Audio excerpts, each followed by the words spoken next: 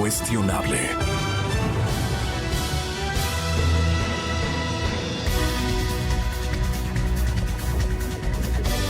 Un atento saludo a nuestra audiencia a nivel nacional e internacional que nos está sintonizando con imagen y con audio en todo el planeta. Es el miércoles 29 de enero del 2020. Si tuviéramos nosotros un poquito de respeto, primero ejemplar dentro del hogar, y esto va para todos nosotros, madres y padres de familia. Si tuviéramos un poquito de organicidad en la familia, no diéramos trabajo a la operatividad, por ejemplo, de la Policía Nacional de Tránsito, que a veces no está poco puntual en salir a las calles. Pero imaginen ustedes lo que se arma exactamente a esta hora, que yo la establezco, la identifico como una hora de crisis, tanto en la voluntad peatonal, en la disciplina peatonal, en el respeto a las reglas de tránsito, a los semáforos, a lo que ordenan los semáforos. Ustedes mismos hagan un juicio de valor interno y la conclusión va a ser, obviamente, de incumplimiento. Hay gente que ha aprendido a desoír, a desobedecer las señales de tránsito, especialmente la que emiten los semáforos. Entonces son las 6:53 de la mañana y tengo el encargo, a nombre de la familia Democracia, de saludar muy respetuosa y entusiastamente al señor Comandante General de Policía, señor General don Patricio Carrillo. Estamos muy contentos con su presencia. Para nosotros es un alto privilegio tenerlo acá. ¿Con qué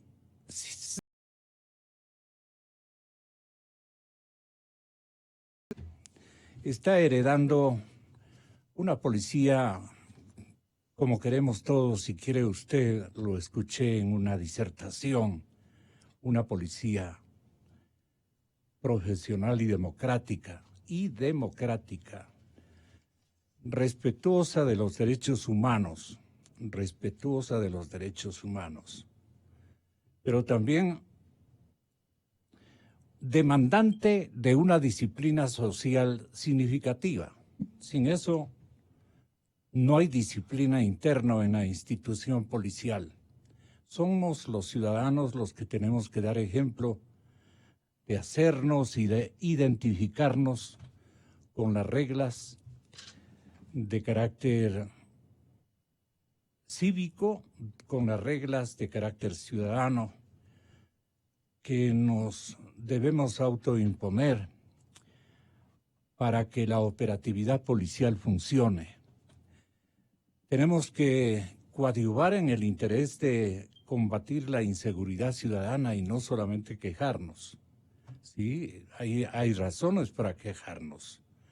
La cobertura, especialmente el nexo con las barriadas en todas las ciudades ecuatorianas, se hace cada vez más difícil, no solamente por la operatividad policial, señor comandante, sino también por el escaso empeño que tienen las barriadas urbanas y rurales de nuestras grandes y pequeñas ciudades en el contacto y en el respeto a la normatividad.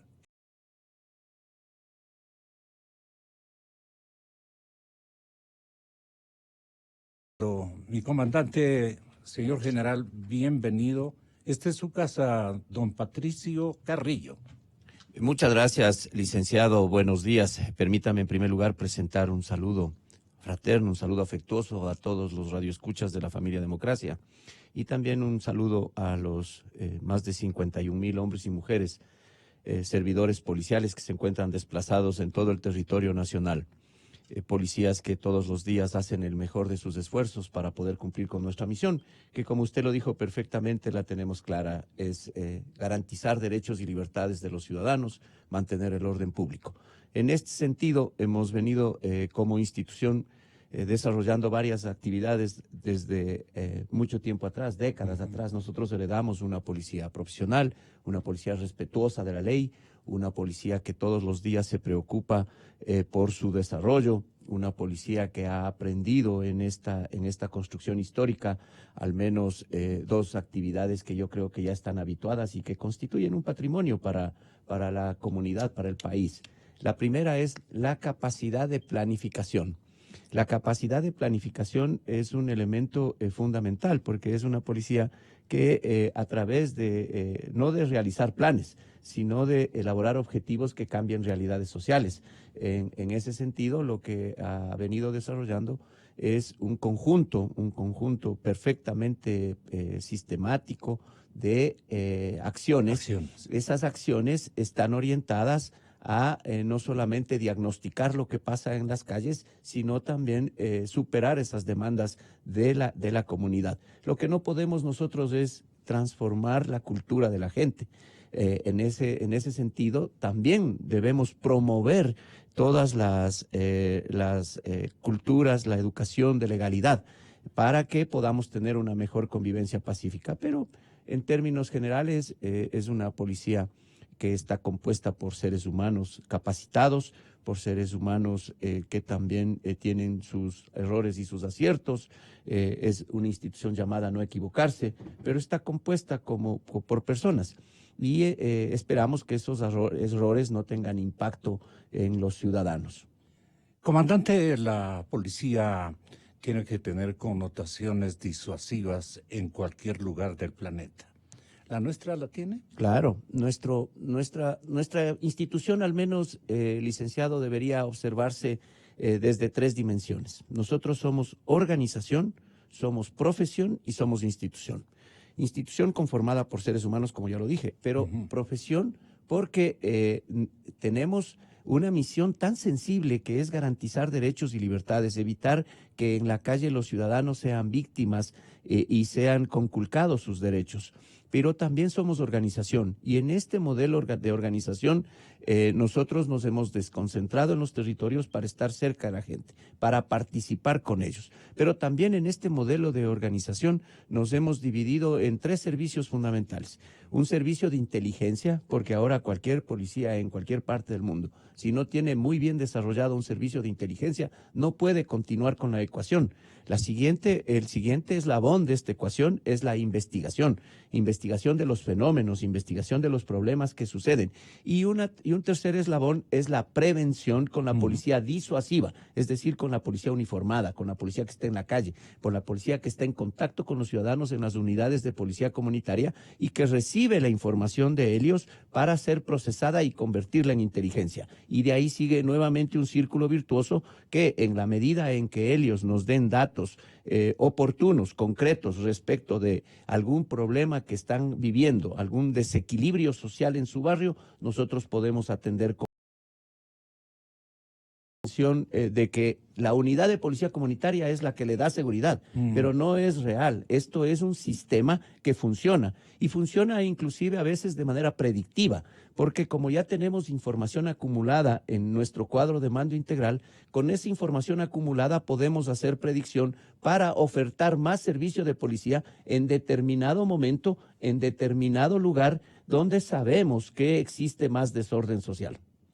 ¿Cómo funciona este momento después de determinados reajustes que se han hecho especialmente en el contacto policial con las barriadas urbanas y también con las parroquias rurales? ¿Cómo está funcionando la organicidad comunitaria en favor de la policía y viceversa, señor comandante? Muchas gracias. Yo creo que vivimos una fractura sumamente fuerte en el mes de octubre en determinados lugares cuando nuestras unidades de policía comunitaria fueron afectadas. Hemos desarrollado una serie de acciones para poder reconstruir ese tejido social con la comunidad, especialmente en estos sectores donde ya se evidenció que no hubo protección de los mismos ciudadanos, no a las instalaciones en realidad de la policía, porque son instalaciones de la misma comunidad, son lugar donde los policías planifican el servicio, no es para uso ni beneficio de ningún policía, es para uso y beneficio de la propia comunidad. Entonces nos preocupó muchísimo y desarrollamos una gran oferta de servicios. Pero en términos generales, lo que hacen los policías en las unidades de policía comunitaria en los barrios, con las asociaciones, con los líderes barriales, con los diferentes actores preocupados de la seguridad en su propia localidad, con los vecinos, lo que hace es mantener reuniones periódicas a través de asambleas en donde se puede discutir los posibles soluciones, porque es una policía orientada a resolver los problemas de la comunidad en ese nivel. Y si los podemos resolver mejorando cultura de legalidad, intolerancia respecto a la basura, intolerancia respecto a las mascotas, intolerancia respecto a otros desórdenes, incivilidades, como por ejemplo la presencia de grafitis, vidrios rotos, muchachos que consumen de manera problemática alcohol en la vía pública cerca de los barrios, el uso del espacio público. Todo esto tratamos de resolverlo y cuando se escala a otro nivel interactuamos con autoridades de los gobiernos desconcentrados, con intendencia, con otros actores para poder, utilizando los recursos normativos que corresponden, poner las sanciones. ¿Cómo podemos los ciudadanos, especialmente los que me están escuchando en las diferentes barriadas y en la ruralidad ecuatoriana, potenciar ajustes y buscar ejes estructurales de mutua colaboración, especialmente con los segmentos de inteligencia? La comunidad puede hacer y mucho sobre este particular, comandante. Sí, yo deciden en cada uno de los su propio barrio.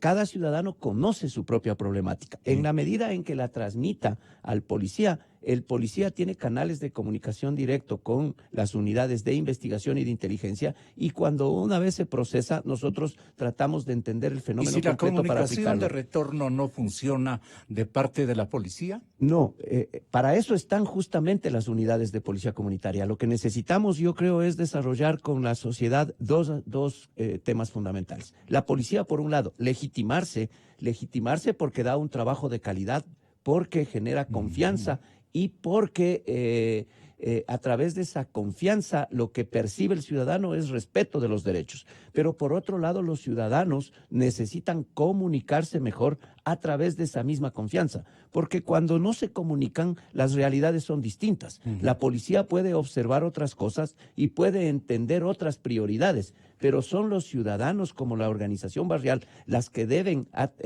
priorizar y deben decirle al policía dónde creen que está su conflicto. Si se puede resolver a ese nivel, lo resolvemos a ese nivel, pero si no lo podemos resolver a ese nivel, escalamos hasta donde podamos llegar. Y si es necesario presentar a las autoridades un insumo de política pública, lo presentamos, pero si es necesario una estrategia policial, la desarrollamos. Y si le preguntan a usted los señores policías y los señores oficiales de mando medio, ¿cómo nos debemos legitimar con la comunidad? ¿Cuál podría ser la respuesta? Porque esa pregunta también debemos rescatarla. Así es. Gracias, licenciado. Del correctivo policial. Los compañeros saben, hemos venido trabajando mucho tiempo en esto, deontología policial, la lucha contra la corrupción interna, la lucha contra la indisciplina interna, la lucha contra la mediocridad al interior de la policía, son temas que durante mucho tiempo los venimos trabajando, desde nuestro primer plan estratégico, porque no le estamos nosotros cuando el principio de trabajo para la policía es territorio responsabilidad, y cuando le encargamos a una estructura jerárquica y a un grupo humano de policías de un territorio, les estamos encargando eso, la misión constitucional, y esa misión tiene que ser de calidad. Los oficiales lo saben, los oficiales lo conocen, los oficiales que en su gran mayoría desarrollan su trabajo con pasión, con el mejor de sus esfuerzos, lo hacen de manera perfecta. Son pocos los que en realidad, y es entendible porque hay seres humanos atrás de esto, hay seres humanos que también pueden tener en su momento un estrés temporal, pero eso no tiene por qué afectarles a los ciudadanos. Nosotros tratamos de asegurar con la capacitación. De ahí que queremos cada vez formar de mejor manera a nuestros uniformados. ¿Cómo, y perdone por tantos como, No. pero esto educa a la población y transparenta a las redes policiales también, que a las cuales también ustedes, los estamentos superiores, tienen que insistir, digamos, en directrices? Una policía, por ejemplo, judicial coordinada con la fiscalía. Estamos este momento intentando comunicarnos con el domicilio particular de Diana Salazar, la respetable jurista que ejercita estas funciones. Qué bueno sería que aparezcan las dos autoridades al unísono a advertir que trabajan en asocio de manera muy coordinada. La Policía Judicial, ¿qué papel desempeña para que la discordia que frecuentemente se produce entre la policía y las judicaturas desaparezca por completo y que sean los policías los que lleven al paredón de la justicia social, si podríamos así manifestar, a tanto juez que nos ha perjudicado en estos últimos años con decisiones desacertadas? No le estoy pidiendo una opinión por lo delicado que resulta, pero es un tema en el que usted también tiene que encender reflexiones para que las cosas desde la juridicidad se conviertan también en disposiciones y órdenes respetables para la policía. Porque hay unas disposiciones y hay unas aperturas que perjudican a la policía en primer lugar y a la comunidad en forma definitiva. ¿Qué quejas tiene usted de esa relación Fiscalía-Policía Nacional o Policía Nacional-Fiscalía? Mire, yo creo que en los actuales momentos existe una muy buena relación con quien tiene la gobernanza, la gobernabilidad de la política criminal, que es la Fiscalía, y quien tiene la gobernanza y la gobernabilidad de la seguridad ciudadana, que es el Ministerio de Gobierno. Ahí están los entes rectores. Nosotros simplemente somos operadores y lo que hacemos es tratar de entender. Con la Fiscalía hemos hecho acercamientos, yo he conversado con la Fiscal General del Estado, tratamos de vernos juntos en todos los temas, especialmente ante delincuencia de crimen organizado, ante delincuencia, delito complejo. En el delito más cotidiano, en el delito más masificado, inclusive que viven los ciudadanos en el arranche, en el robo en la calle, ese delito lo atendemos con denuncia directa con Fiscalía, quien tiene la conducción, quien tiene la dirección de la investigación de los procesos, pero tiene su operador, que son los investigadores de campo, policías judiciales. Yo creo que se están superando muchas barreras, pero ¿Cómo cuáles? Perdón, comandante. La comunicación, especialmente para poder llegar juntos en el proceso y presentar a la Administración de Justicia las pruebas suficientes. ¿Y se puede hacer en forma simultánea? Claro, es ¿De qué depende esa asociación de intervenciones? Igual todo pasa por asuntos de confianza. Cuando la confianza existe entre las instituciones, nosotros podemos ser mucho más eficientes. Este es un trabajo en equipo, este es una cooperación y una colaboración interinstitucional permanente, porque no se puede enfrentar de otra forma las amenazas ahora. Las amenazas ya no son las amenazas tradicionales, clásicas, de las que estaba acostumbrada la sociedad. Ahora hay amenazas mucho más complejas, amenazas que ya son redes policéntricas de negocios, de mercados criminales que generan una enorme economía, un enorme rendimiento, entonces, y también tienen conciencia jurídica. Entonces, ¿cómo, por ejemplo, poder demostrar ante los jueces pruebas cuando ellos utilizan códigos de comunicación? Hay instituciones penales que que no ayudan, como por ejemplo estas necesarias respaldos ante hechos de trabajo que los policías pueden después tener una responsabilidad individual. O sea, ahí necesitamos trabajar muchísimo como sociedad. Este es un debate más público-político para dar mejores condiciones de trabajo a las dos instituciones. Señor comandante, el modelo de gestión tiene que tener unas salas simultáneas, tanto para la inseguridad, para la delincuencia y para el tráfico de drogas, por ejemplo, que está tan en boga, lamentablemente. Ese modelo de gestión tiene que ser estrictamente, entiendo que muy flexible. ¿Cómo nos explica esto? Ya, a todos, a policías y a civiles. Muchas gracias, licenciado. La policía tiene, yo creo, una ventaja estratégica, y no la policía en realidad, la sociedad ecuatoriana tiene una ventaja estratégica que debería siempre debatirse y pensarse. ¿Cuál es esta ventaja estratégica? Somos una policía única, una policía nacional que tiene las competencias tanto en la prevención y en la disuasión con la policía uniformada para estar cercana en los barrios, pero cuando no podemos evitar, tenemos una policía de investigaciones y una policía de inteligencia. Y lo que nos permite es recoger toda la información disponible en este caso y empezar a mirar los fenómenos. Cuando trabajamos los fenómenos podemos entender estas estructuras criminales y nos da la flexibilidad necesaria para actuar simultáneamente en lo cotidiano que vive la gente, pero también en el crimen organizado. Crimen organizado que muchas veces los delitos los planifican y los cometen en otros territorios, pero los efectos los sentimos acá. Y para eso debemos trabajar con estructura, una estructura para lo cotidiano con policías e investigadores de campo, pero para lo otro con policías científicos, con policías que tengan herramienta, que tengan tecnología, que tengan cooperación internacional, que tengan redes de información y de inteligencia con diferentes actores. Eso también lo hemos desarrollado. Existe en el país una estructura de policía técnica para investigar en la ciudad los problemas menores, pero también tenemos cuerpos de élite e inclusive la parte inteligencia ciudadana y esta inteligencia fundamentalmente policial. ¿Dónde ubica los escenarios de planificación delictual, comandante? Nosotros lo que hacemos es permanentemente, con suma frecuencia, diagnosticar lo que está sucediendo.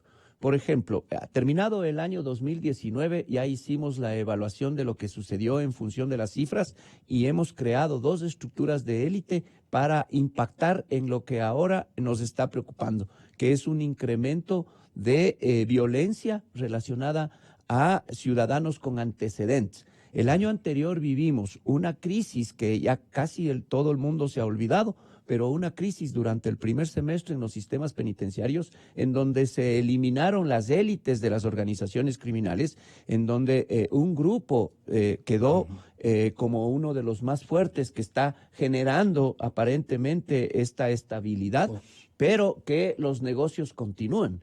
¿Ya? Esta parte es fundamental. Que las universidades delictuales o del delito un poco se inauguran también, aparte de en las propias barriadas, en las cárceles. En las cárceles se reúne la gente que se ha equivocado, la gente que ha cometido graves infracciones penales, la gente que lidera mercados ilegales. Entonces, esta unión, esta comprensión que ellos van teniendo les da un factor de poder. Y ese factor de poder, junto a la economía que manejan de manera ilegal, les da, a veces ellos creen que pueden utilizar como herramienta la intimidación, la amenaza, la fuerza, y al final nos generan estos conflictos. Por eso le digo, nosotros permanentemente estamos estudiando estas situaciones para poder dar una respuesta adecuada, pero también para proponer insumo de política pública, porque a través del Ministerio de Gobierno llegamos con la necesidad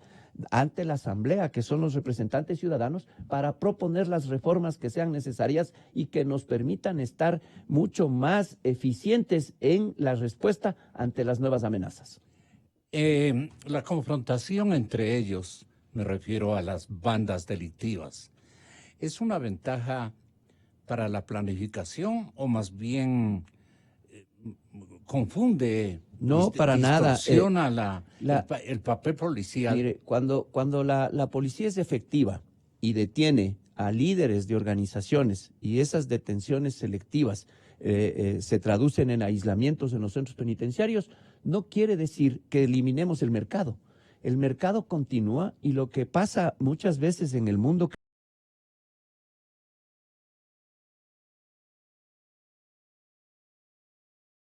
a generar el poder y se fragmentan los mercados y aparece una lucha por el poder. En ese sentido, la autoeliminación de personas que están en el mundo criminal con antecedentes, eso es lo que nos preocupa y eso es lo que necesitamos como sociedad ir parando en determinados territorios, porque no es que sucede tampoco en todo el país, sucede en lugares en donde ya hay más presencia de crimen organizado. Ahí nosotros, de manera flexible, también lo que hacemos es trasladar recursos. Trasladamos recursos de policía preventiva, de policía investigativa y del eje de inteligencia.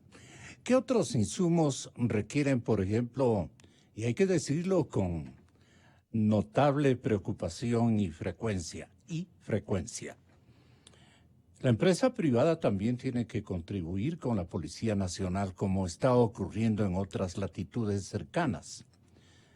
Yo conozco de algunas actividades de la empresa privada en Colombia, por ejemplo, y en Perú, cosa igual. Aquí solamente se reclama, no se contribuye.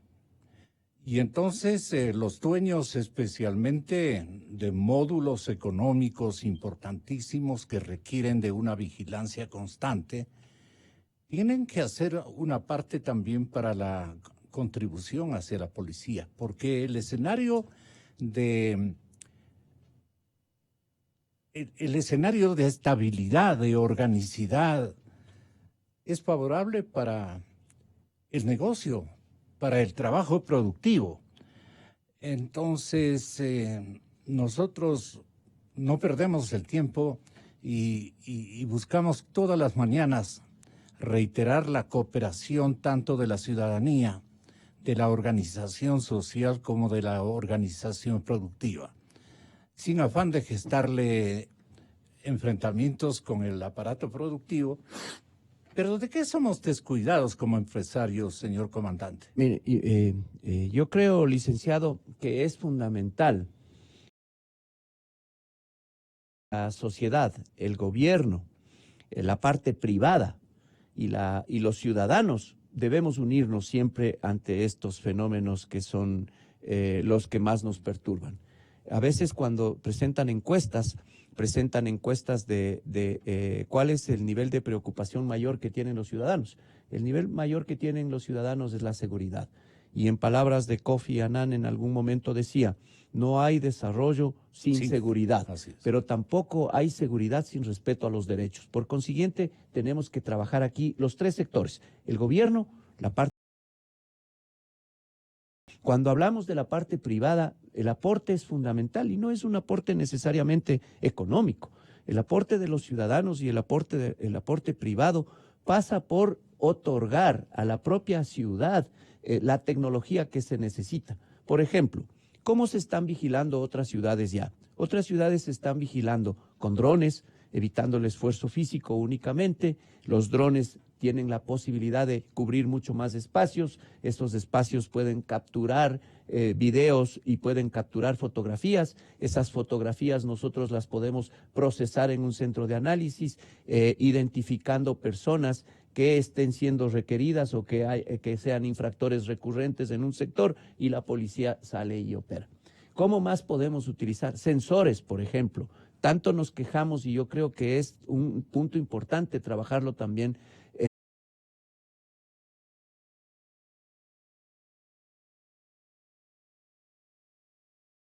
al inicio los semáforos y que no reciben una adecuada sanción a tiempo. Ok, hay sensores con lectores de placas que pueden también transmitirse a un sector de la ¿Y de la ustedes institución. sancionan a los gestores de impunidad de las propias filas policiales? Sí, tratamos permanentemente, pero aquí vienen algunos aspectos, por ejemplo.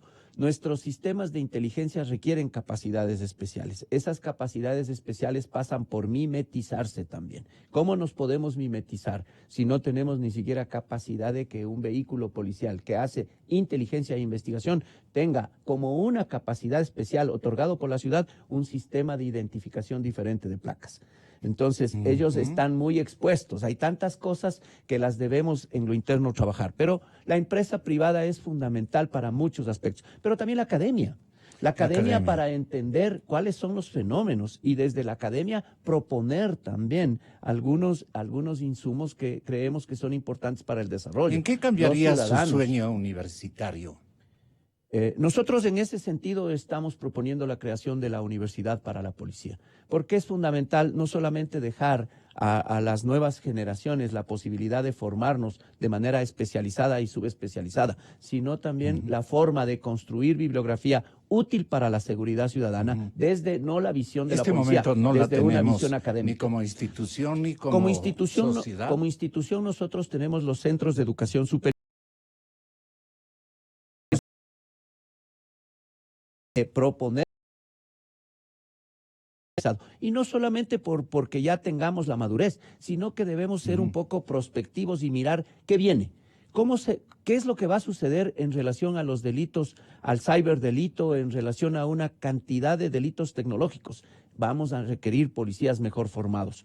Hoy nosotros en los institutos de policía, con convenio con otros centros de educación superior, lo que hacemos es formar tecnólogos en el caso de clases y policías. Y en el caso de la oficialidad, formamos ya de tercer nivel en convenio con un centro de educación superior. Lo que queremos ahora es tener nuestra propia posibilidad de desarrollarnos y llegar a subespecializaciones, porque es fundamental especialmente en la inteligencia y en la investigación criminal. El trazo de la cancha, usted que fue un gran futbolista, comandante, en el trazo de la cancha, la universidad policial entregaría delanteros, goleadores y defensivos o defensas bastante buenos, operativos, integrados, y el trazo de la cancha sería, como dije de comienzo, mucho más fácil a lo complejo que resulta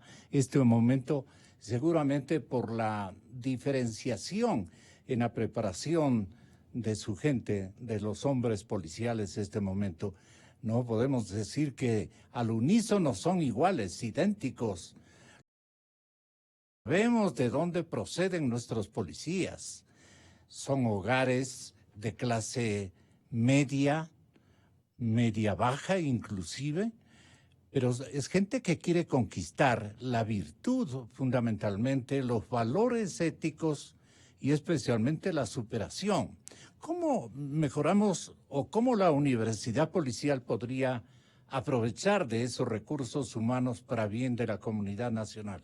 Sí, nosotros hacemos procesos de selección sumamente estrictos, rígidos, transparentes inclusive, se rinde cuentas permanentemente de estos procesos. Recogemos haber habido también y hacemos injusticias. Y puede ser, al final en las condiciones. Somos humanos. Así es. Pero nosotros seleccionamos de entre lo que se nos presenta y se nos presentan ciudadanos que ya miran como profesión la policía, que no miran ya como un oficio, pero provienen de la educación pública, en su gran mayoría de la ruralidad, efectivamente, clase media que quiere superarse, una clase media no económicamente alta, digamos, más bien hacia abajo, pero quiere superarse. Y les damos una formación básica inicialmente, una formación disciplinada, y en el desarrollo de la carrera van aprendiendo y van adaptándose a los valores institucionales, a los valores a la deontología, a la ética, a la integridad institucional, y durante la carrera van adquiriendo también habilidades, conocimientos. De eso queremos aprovechar nosotros, de esa posibilidad, para que tengamos cada vez policías que puedan rendir de mejor manera ante las expectativas de los ciudadanos. Pero también la universidad es el salto estratégico para la sociedad, ¿no? No para nosotros. ¿Por qué, comandante? Es el salto estratégico porque al año 2030 los delitos que vamos a investigar son diferentes. Le voy a poner un ejemplo.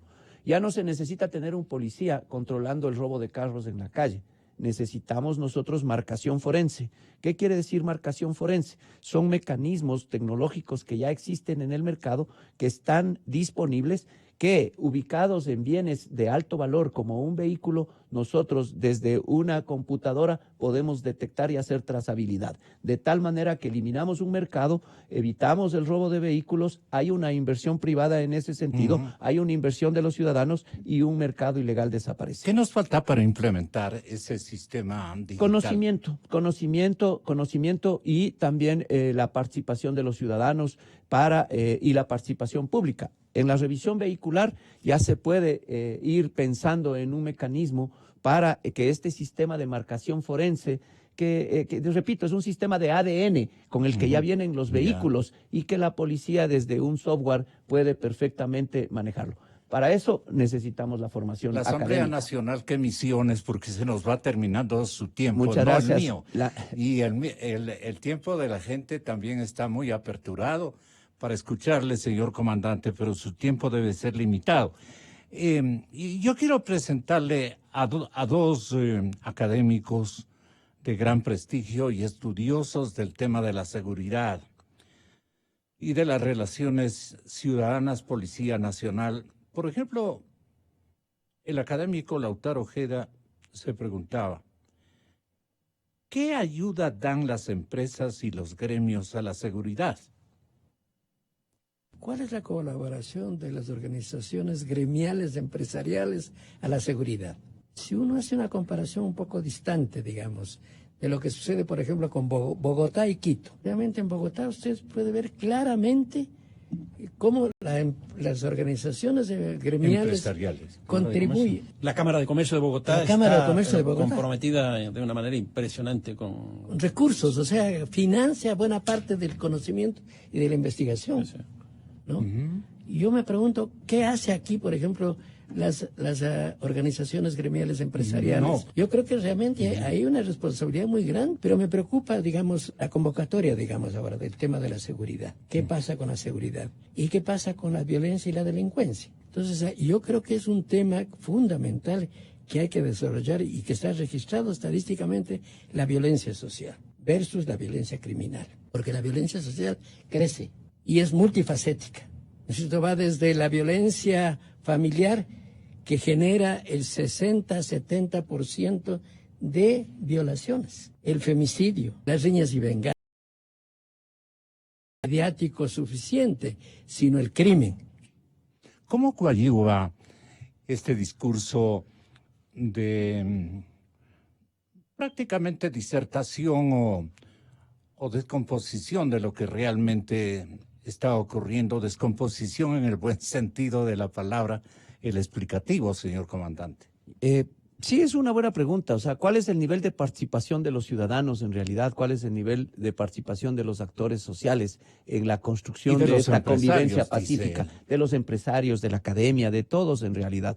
Partamos desde la familia. ¿Cuál es el rol de los padres en la educación de sus hijos? El primer policía debería estar en la casa, pero muchas veces el primer conculcador de derechos está en ese mismo sitio, ¿no? Padres de familia que no atienden adecuadamente, hogares disfuncionales, problemas, violaciones y delitos sexuales a menores relacionados en la misma familia, problemas de violencia intrafamiliar. O sea, ¿cómo solucionamos eso? No hay un líder ético. Así es. Yo creo que hay que recuperar como sociedad justamente eso. Yo creo que la policía no alcanza a modificar la conducta de los ciudadanos. La policía, cuando ya identifica a un infractor, lo que tiene es que someterle a la administración de justicia. Pero es necesario que trabajemos muchísimo en la reconstrucción de la ética social, del civismo, de la moralidad. Es importante nuevamente devolverle, no solamente al policía, la capacidad de ser un educador social. Es necesario también que todos nos volvamos los adultos en educadores sociales respecto de las nuevas generaciones. Pero todavía tenemos ese tipo de problemas graves que hay que trabajarlos. La participación es fundamental de todos aquí en la construcción de seguridad. Este no es un enfoque única y exclusivamente de policía. La policía va a ser insuficiente respecto de estos. En seguridad no podemos desmayar, en seguridad tenemos que trabajar todos los días, pero también en seguridad tenemos que invertir. Si es que no equilibramos un presupuesto para lo delicado de la misión, es complicado. Y esos presupuestos pasan también no solamente por exigirle a la autoridad, al gobierno, sino también pasa por que aprendamos a cuidar. Ejemplo, los mecanismos que existen en la ciudad para nuestra autoprotección, la prevención situacional, el alumbrado público, las calles, las estructuras. Los gobiernos seccionales también juegan un rol.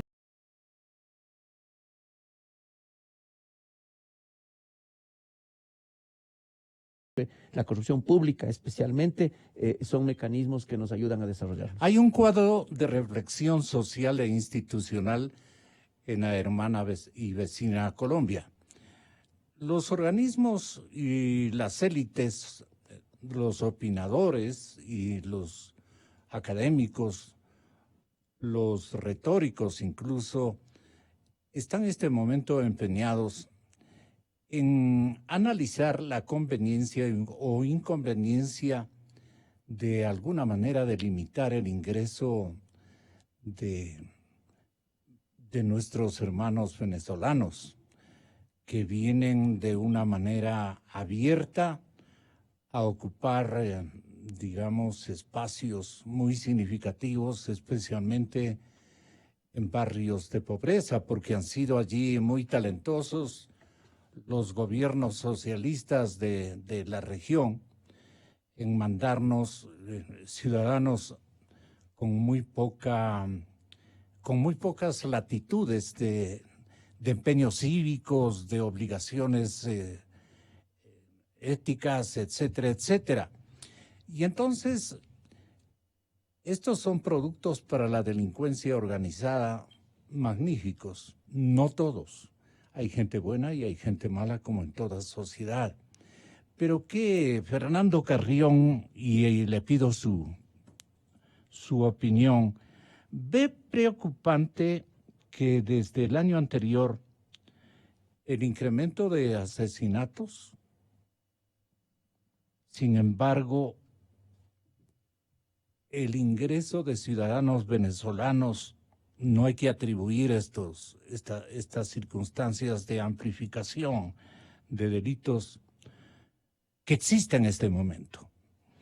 Entonces, ubiquemos por qué el aumento de inseguridad al tenor de la presencia de ciudadanos que, como una carga previsible para gobiernos que dicen defender a los pobres, ejercitar una tarea ideológica de equilibrios sociales, nos mandan cualquier cantidad de gente desocupada, a la que no pueden darle un futuro más o menos apreciable y sustentable en su propio país, nos mandan al resto de naciones. Y hay una reflexión, como le decía, de comienzo de la nación colombiana y sus élites respecto a si ha llegado el momento de reflexionar sobre este tema, y de lo que yo tengo entendido, están en ese momento de reflexión. Pero tú decías, Fernando, lo siguiente para que escuche el señor comandante de policía. ¿Qué preocupa a los intelectuales de la seguridad? En este año hemos tenido una cantidad de asesinatos cercanos a 20 dentro de nuestras cárceles. Entonces, aquí se ve que efectivamente las políticas tampoco están funcionando. Cuando termina este año 2019, en términos de homicidios, con una información oficial, de la cual yo por lo menos no creo mucho, porque tiene algunos problemas metodológicos de eso, se ve que hay un crecimiento de los homicidios de 6-7% en ese año.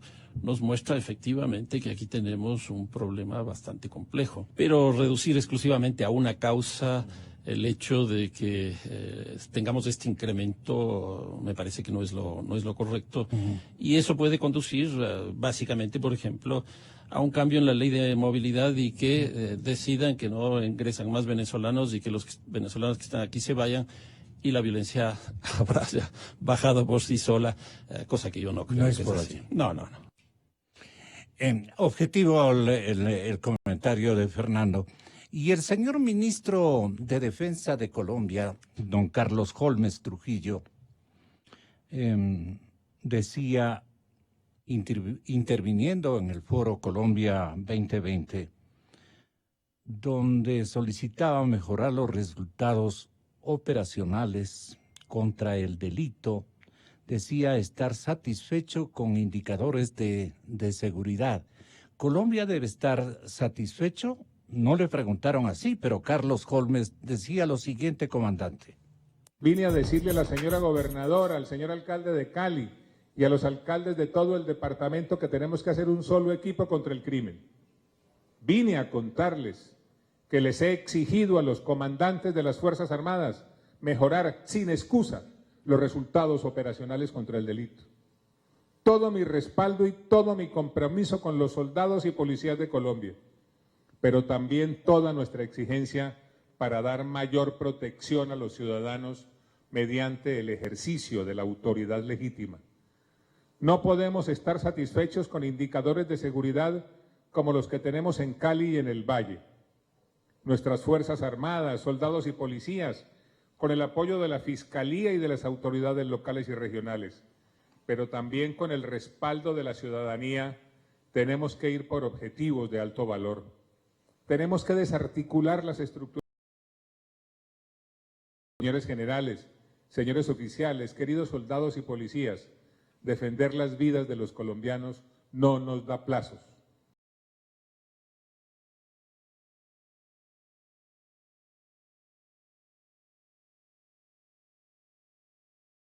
Los malos. Este mensaje le llega, comandante, desde luego, es suyo también y es mío también de alguna manera. Perfectamente, licenciado, y un saludo a la distancia al doctor Lautaro Ojeda, a Fernando Carrión. Yo creo que estos flujos inusuales de migración que hemos vivido y que está viviendo la región nos va a transformar, porque lo que estamos recibiendo es a ciudadanos en alta vulnerabilidad y con baja capacidad, con baja competencia, como para poder generar una adecuada interacción con los ciudadanos. Pero quiero decirles que la metodología que tiene la policía para llevar la información, especialmente de violencia, es una metodología muy cuidada, es una metodología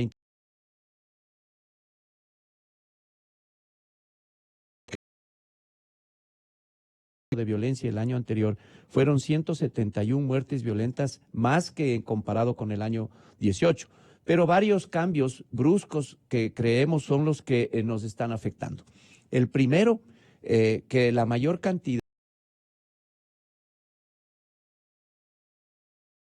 había tenido experiencias penales anteriormente y que al salir luego del aislamiento en un centro penitenciario, en una cárcel, nuevamente se vieron envueltos en negocios ilegales y terminan perdiendo la vida. El segundo cambio brusco que observamos nosotros es justamente el incremento de muertes violentas asociados a personas de esta nacionalidad. No habíamos tenido en el año 2016, en el año 2017 y en el año 2018 era marginal. La participación, tanto como víctima o como victimario de extranjeros, era del 2% en relación al universo total de personas que perdían la vida por este tipo. Y este año, en el 2019, incrementó al 6%. Entonces, ese es también un factor fuerte.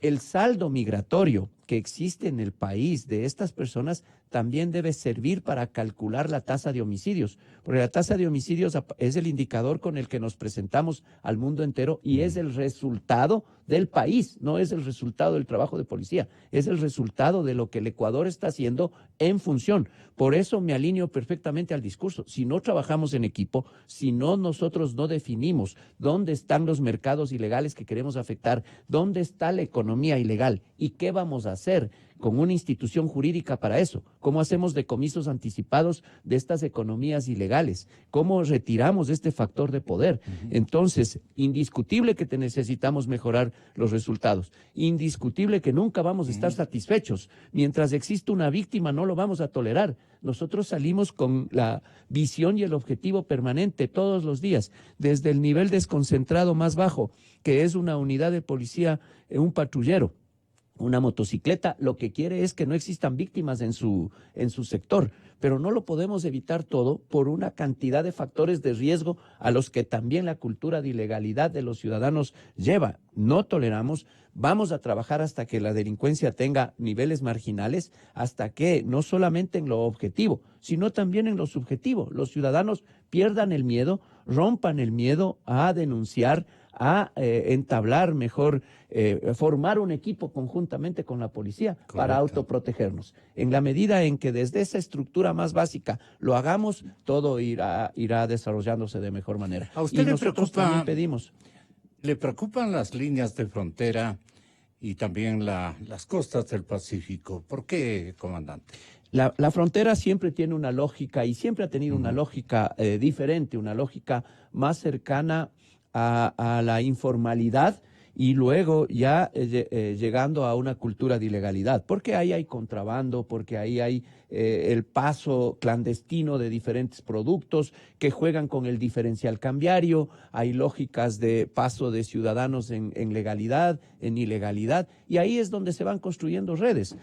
El tema por ejemplo, del flujo inusual de extranjeros, las redes de coyoterismo que existe y las redes para trasladarlos a mercados ilegales, como por ejemplo la minería ilegal, como por ejemplo el tema asociado a microtráfico, la prostitución, la trata de personas. Este tipo de actos se dan en frontera, nos preocupa. Pero claro, nos preocupa al igual que en cooperación internacional el flujo de droga que pasa por aquí, los grandes volúmenes que le afectan finalmente al desarrollo del país, grandes volúmenes de contrabando, grandes volúmenes de droga que salen desde puertos y ingresan al Ecuador desde estas fronteras, merece una atención especial. ¿Y el tema minero? El tema minero es otro asunto sumamente complejo que es parte ya de esta convergencia de mercados ilegales del cual el crimen organizado se favorece, se nutre. O sea,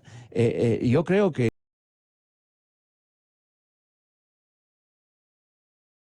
no hay una especialización ahora de los delincuentes, lo único que hay es una capacidad por acumular riqueza de manera ilegal y se meten en los negocios que crean y que van.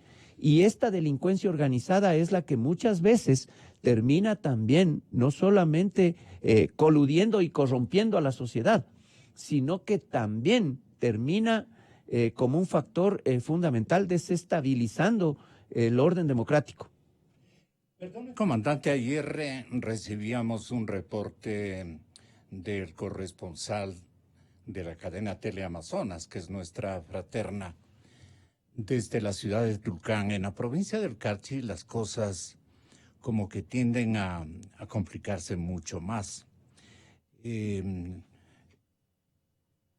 informaciones de última hora tiene usted? Porque el resorte activador de reacción social dicen que está a punto de producir ya revuelo, por lo menos, y preocupación bastante manifiesta en próximas horas. ¿Qué complicaciones le han reportado las jerarquías policiales más significativas del norte, de la frontera norte de nuestro país? Nosotros estamos permanentemente interactuando respecto de diferentes mecanismos. Como decíamos, hay tráfico de combustible, hay una cantidad de economía que ahí funciona. Estamos nosotros mirando siempre el mapa social porque a partir del mapa social en estas ciudades nosotros podemos ir entendiendo algunos mecanismos. Hasta el momento nosotros creemos que las soluciones a los conflictos que pueden tener en la frontera relacionados a la economía más que nada, relacionados a esta forma de interactuar, no nos van a generar una conflictividad. Ya vivimos antes del paro de octubre. Recordarán ustedes que ya la provincia se levantó, ya tuvimos una grave conflictividad. Esperemos que no lleguemos a estos niveles. Sin embargo, nosotros tenemos una unidad de mantenimiento del orden público que reaccionará inmediatamente cuando algo suceda. Comandante, me parece que es importante que alertemos a la Asamblea Nacional. Ustedes van a llegar, de hecho, todos los días hay, digamos, acciones notificantes o no de notificación, más bien dicho, de parte de la institución policial para que se preparen leyes, apoyos financieros y capacidades especiales que requiere la Policía Nacional que le permitan combatir los nuevos delitos, especialmente complejos, muy complejos. Gozar de capacidades especiales contra el crimen organizado que evoluciona también en un sentido multiplicador impresionantemente grande. La policía es necesario seguramente que vuelva al control de las carreteras. En todas estas cosas ustedes están preparando un memo de apoyo de parte de modificaciones reglamentarias y legales con un diseño más adecuado para la época. ¿Qué podría resaltar de esto que yo me doy carpeta? Muchas gracias. Yo creo que la sociedad en realidad debemos debatir estos asuntos y los representantes nuestros están en la Asamblea. Nosotros llevaremos todas las reformas que sean necesarias. Hoy se está debatiendo ya la posibilidad de devolverle la competencia a la Policía Nacional en materia de tránsito. Y no en realidad porque no únicamente estemos observando un incremento de morbimortalidad en accidentes de tránsito, que es un asunto cultural, sino porque en la competencia del tránsito por las carreteras es por donde más se movilizan los grandes volúmenes de mercados ilegales. Y nosotros no tenemos competencia para poder controlar desde el tránsito y desde la información del tránsito. ¿Quién les despojó de esas competencias? Bueno, a veces las políticas públicas que se adoptan deben ser para cambiar realidades. Lo que nosotros deberíamos preguntarnos es si quitándole a la policía la ley orgánica, limitándole en determinados servicios como tránsito y migración, se ha transformado en una realidad. Lo que vemos es que no, se ha incrementado más bien los mercados ilegales. Pero ustedes han transformado la ética de los policías para que retornen a cumplir sus misiones. Esos son los retos fundamentales, pero también de los ciudadanos, porque esto es de doble vía, ¿no? También de los ciudadanos porque es de doble vía, pero tratamos justamente de concientizar a nuestros compañeros la necesidad de que se convierta en un educador social y un policía que cumpla con la norma, que cumpla con la ley y que obligue a los ciudadanos a cumplir con la norma y con la ley. Eso realmente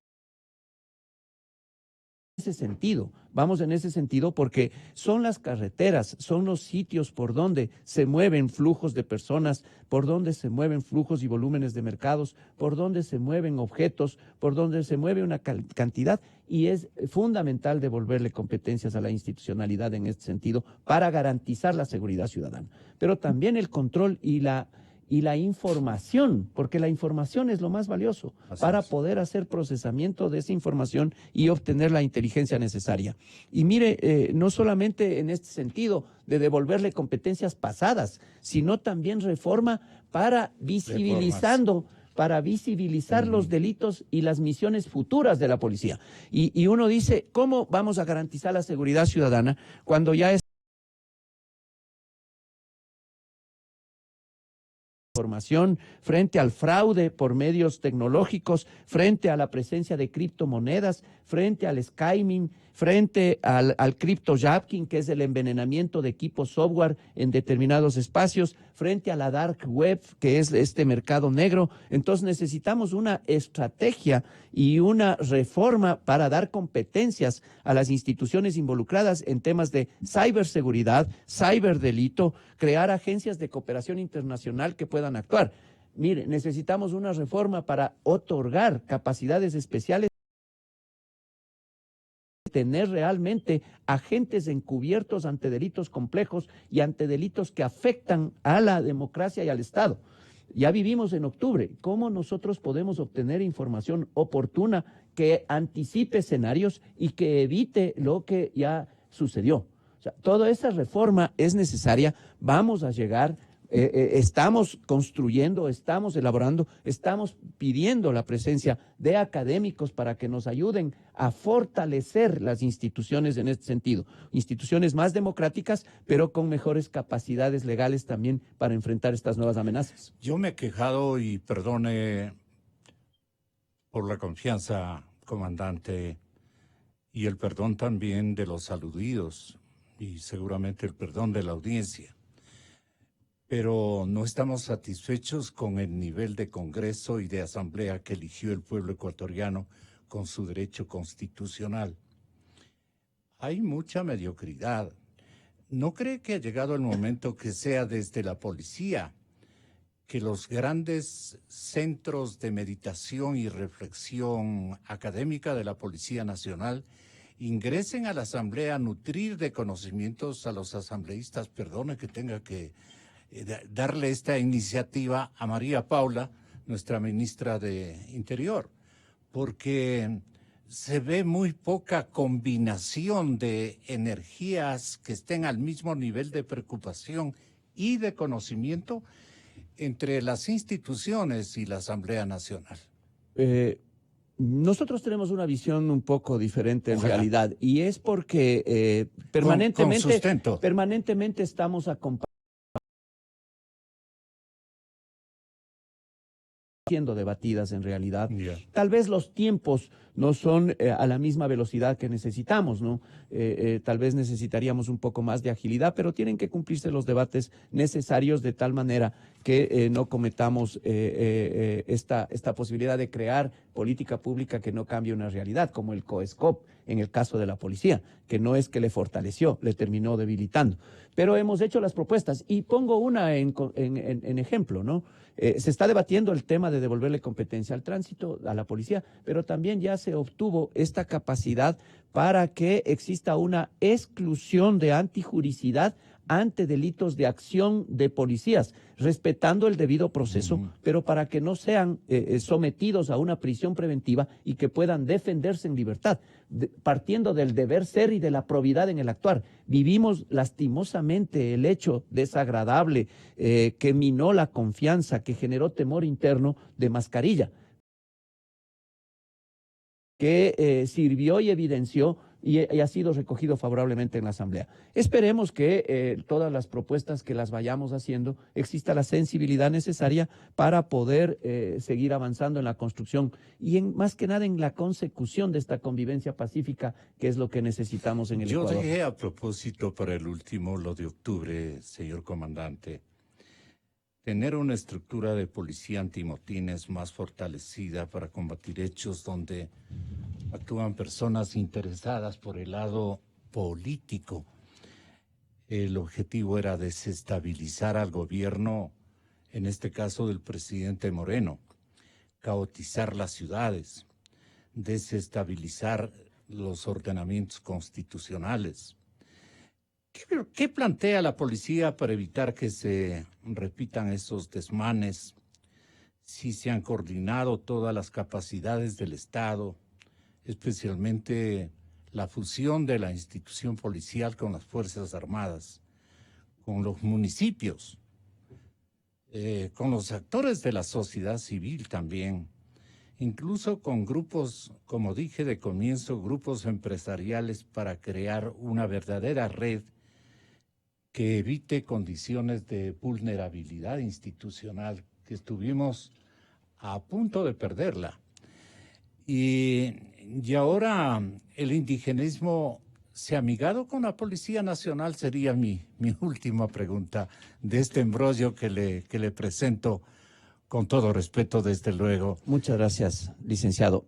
Yo creo que en octubre fallamos en el tema de comunicación con los ciudadanos, con las empresas que fueron en realidad afectadas muchísimo en la vulneración de sus derechos.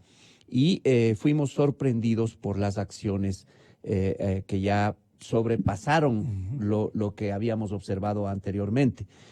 Muchas veces las manifestaciones eran muy predecibles y sabíamos lo que iba a suceder, conocíamos hasta qué nivel escalaba y hacíamos lo que estamos autorizados, lo que está permitido, el uso progresivo de la fuerza, que hoy de una manera malintencionada se pretende decir que es uso excesivo, pero en realidad no, es uso progresivo de fuerza, de lo cual está autorizado. Nosotros vamos a defender los procedimientos de policía que se hicieron con legalidad, con necesidad, con proporcionalidad, porque eso es fundamental.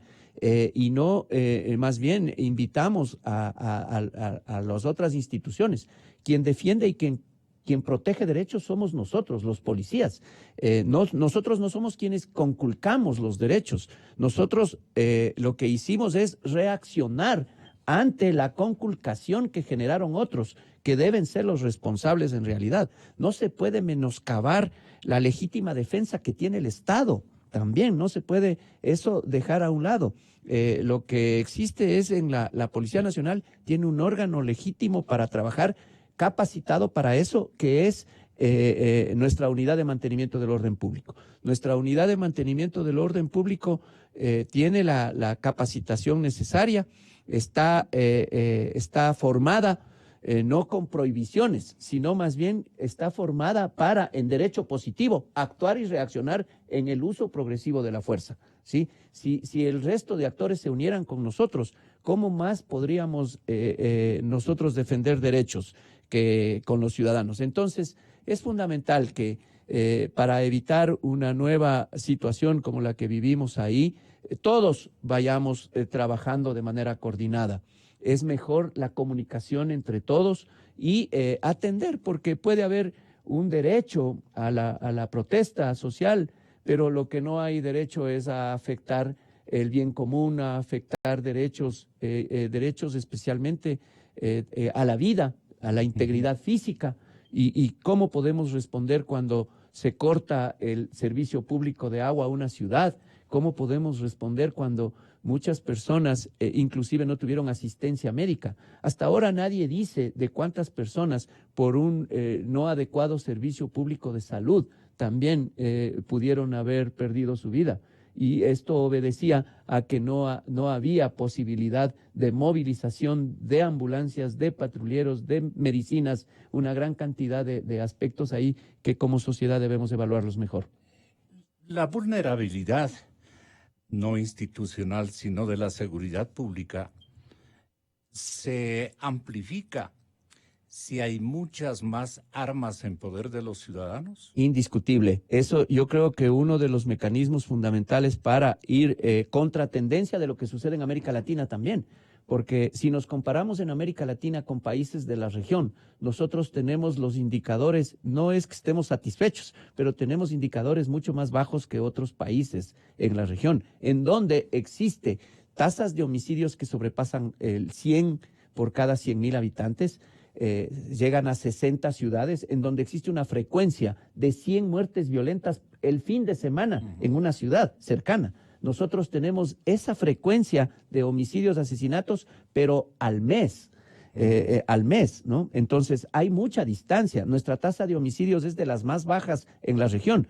Pero ¿por qué estamos contra tendencia? Porque en América Latina, que es la región más violenta del mundo, con el Caribe inclusive, ¿qué existe? Mayor incremento y mayor acceso a las armas.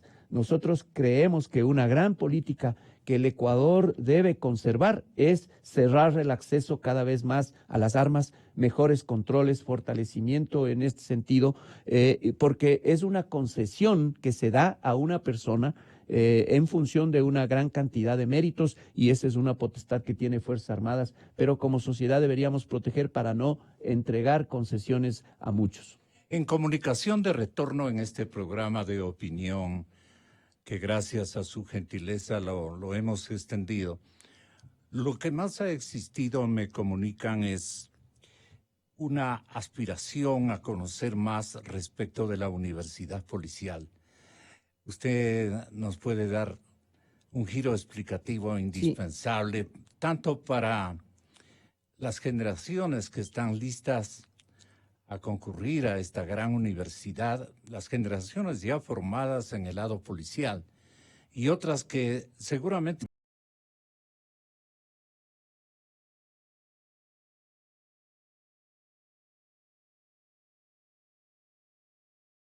la gente dice que es un sitio de seguridad y de afecto a la iniciativa. Muchas gracias, y a los ciudadanos en realidad el apoyo de ustedes es fundamental en este sentido.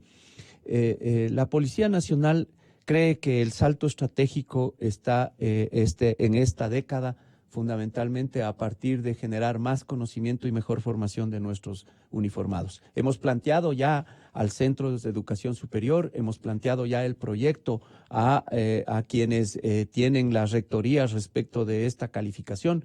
Ese proyecto está siendo evaluado con 3 carreras, las carreras de seguridad ciudadana, de investigación y de inteligencia al servicio de la comunidad en niveles de especialidad, de pregrado y de subespecialidad también con posgrados. Inicialmente nosotros queremos ir evaluando en lo interno y luego irá abriéndose para el resto de la comunidad, especialmente para los actores que están trabajando en temas de seguridad, fiscalía, agentes metropolitanos de tránsito, seguridad privada, agentes de control de las ciudades.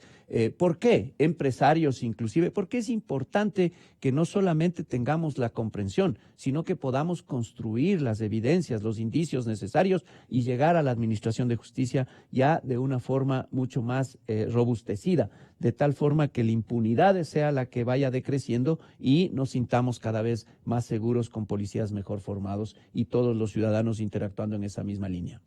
Reciba la policía como institución y como asociación de buenos ecuatorianos, repito, procedentes de magníficos hogares y familias ecuatorianas de todas las regiones. Nuestra felicitación por tener un comandante a la altura del nivel que requiere este recambio que la patria va a saludar. Señor General Patricio Carrillo, siempre usted será bienvenido y que Dios le ayude en la misión que en turno le han encomendado las instituciones públicas y la sociedad ecuatoriana, comandante. Muchas gracias, licenciado. Yo también le agradezco las veces que sea necesario y que nosotros también requiramos para posicionar algún concepto. A la orden, muchísimas gracias. Yo un saludo nuevamente y pedirle a los ciudadanos la confianza. Aquí cuenten con servidores, amigos. Esta policía en realidad tiene más certezas que incertidumbres. Es una policía que día a día se esfuerza, que día a día hace el mejor de sus tareas para garantizar las libertades y los derechos de todos. Buenos días a los... Perdone, comandante, cuando usted jugaba al fútbol, ¿era un gran arquero o un goleador? No, yo era un lateral derecho, un defensa en realidad. Alimentador. Ahí, sí, y planificador de la yo estaba más atrás. El fútbol enseña mucha estrategia y a veces inclusive estar en la banca. Yo, ambateño y macareño de corazón. Al Macará lo conocemos desde niños todos los ecuatorianos. Sí. Así es que muchas gracias. Gracias a usted, licenciado. Nos ha permitido incluso hablar de fútbol. A las órdenes siempre. Gracias, licenciado. Comandante. Buenos días. Con toda la fidelidad, con toda la fidelidad. Un manejo informativo solvente. Democracia.